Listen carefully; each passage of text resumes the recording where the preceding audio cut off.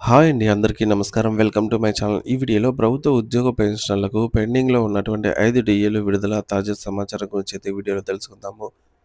వీడియోనైతే ఎక్కడ గాని స్కిప్ చేయకుండా ఎండ్ వరకు చూసేయండి. అప్పుడే ఇన్ఫర్మేషన్ పూర్తిగా అర్థమవుతుంది. అలాగే వీడియో చూస్తున్న ప్రతి ఒక్కరు వీడియోకైతే లైక్ చేయండి ఫ్రెండ్స్. ఈ వీడియోని తోటి ఉద్యోగ పెన్షన్ మిత్రులతో అయితే షేర్ చేయండి. కొత్తగా మన ఛానల్ చూస్తున్నవారు ఇంకా ఎవరైనా సబ్స్క్రైబ్ చేసుకోకుంటే వెంటనే మన ఛానల్‌ని సబ్స్క్రైబ్ చేసుకోండి. దీని ద్వారా నేను చేసే లేటెస్ట్ వీడియోస్ అన్నీ మీ వరకు రీచ్ అవుతాయి. ఇక ఆలస్యం చేయకుండా వివరాలకైతే వెళ్ళిపోదాము.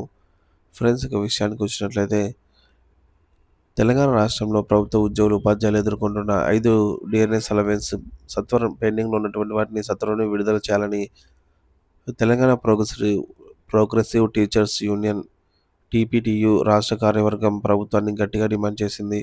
ఈ మేరకు హైదరాబాద్‌లోని నాంపల్లిలో టీపీటీయూ రాష్ట్ర కార్యవర్గ సమావేశం ఘనంగా జరిగింది. ఈ సమావేశానికి ఉద్యోగ జేఏసీ చైర్మన్ మరియు ఎన్‌జీఓ అధ్యక్షుడు శ్రీ మారం జగదీశ్వర్ గారు ముఖ్య అతిథిగా హాజరయ్యారు. ఆయన మాట్లాడుతూ ఉద్యోగుల సమస్యల పరిష్కారం కోసం ఉద్యోగ జేఏసీ నిరంతరం పోరాడుతుందని, ఉద్యోగుల పక్షాన నిలబడుతుందని స్పష్టం చేశారు. ప్రభుత్వంతో జరుగుతున్న చర్చల కారణంగా ఉద్యోగుల ఆరోగ్య కార్డులు, పెండింగ్‌లో ఉన్న డీఏల విడుదల వంటి కీలక సమస్యలను త్వరలోనే పరిష్కారం అవుతాయని ఆయన ఆశాభావం వ్యక్తం చేశారు. ఇది ఉద్యోగులందరికీ ఊరటనిచ్చే విషయమని ఆయన పేర్కొన్నారు.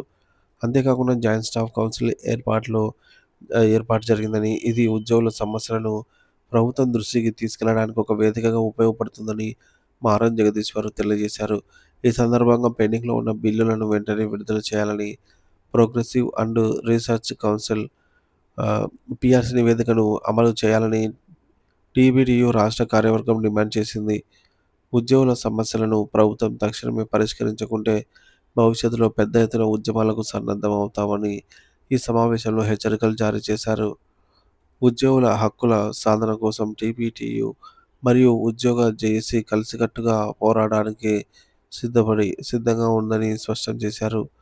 ఇకపోతే ఈ డిమాండ్లపై ప్రభుత్వం సానుకూల నిర్ణయం స్పందించి ఉద్యోగుల ప్రయోజనాలను కాపాడాలని అయితే అందరూ కోరుకుంటూ ఉన్నారు.